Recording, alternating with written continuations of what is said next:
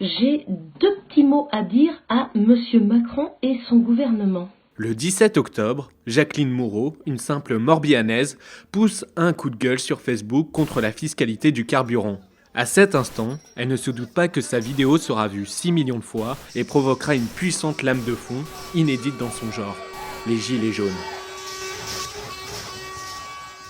Samedi 17 novembre, premier coup de semonce. L'aube n'est pas encore levée que les premiers barrages filtrants sont en place.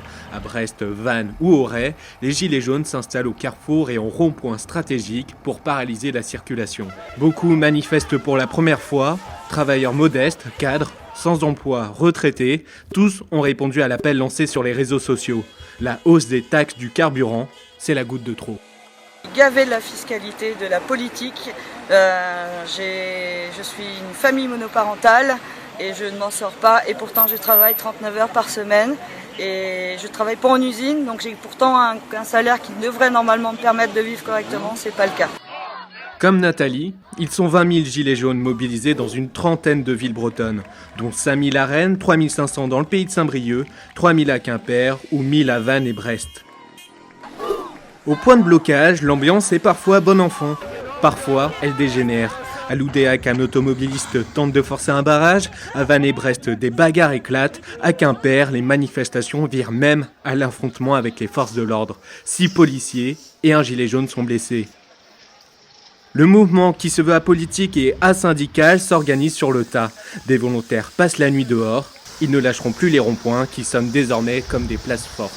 Les gilets jaunes sont partis pour durer. Jeudi 22 novembre, le mouvement prend une nouvelle tournure. Les artisans du BTP enfilent les gilets jaunes pour bloquer les dépôts pétroliers de Brest et Lorient. Le face-à-face avec le sous-préfet du Finistère est plutôt tendu. Qui c'est qui te paye, toi ?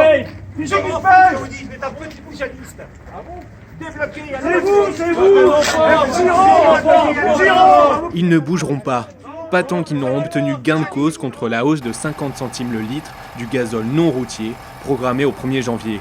Un combat qui leur est propre donc. Rapidement, ils prennent leur distance avec les gilets jaunes, les artisans leur préfèrent le orange. Un tel code couleur aurait été pratique pour discerner toutes les revendications. La lutte contre la fiscalité du carburant s'est transformée en un large mouvement contre la politique sociale d'Emmanuel Macron. Les Bretons parlent de pouvoir d'achat, de SMIC, d'ISF. Je ne supporte plus de voir des mamies et des papis qui sont obligés de faire les poubelles. Ils ont commencé à travailler à 14 ans, nos anciens. Et à l'heure actuelle, ils n'ont plus les moyens de se chauffer, de manger. Ils ne vivent plus décemment. Nos jeunes, on leur prépare un avenir catastrophique, où ils seront tous égaux dans la misère. Bientôt, ils seront rejoints par les lycéens. Le vendredi 30 novembre, ils sont des centaines à battre le pavé dans les rues de Brest, Morlaix, Landerneau ou Concarneau. Certains, par solidarité, portent un gilet jaune. La pression monte contre le gouvernement. Et pendant ce temps, dans le Morbihan, la rumeur se propage. La pénurie frappe les premières stations-service.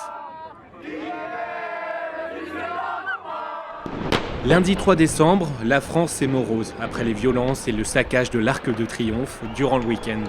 Mais la Bretagne pense à toute autre chose, elle pense à faire son plein.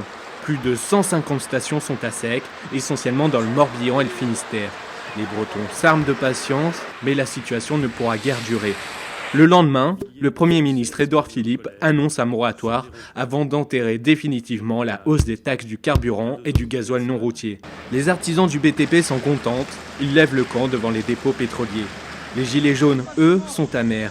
Déterminés, ils vont rester sur les ronds-points et se préparent un nouveau week-end de mobilisation pour un acte 4 qui ne sera peut-être pas le dernier.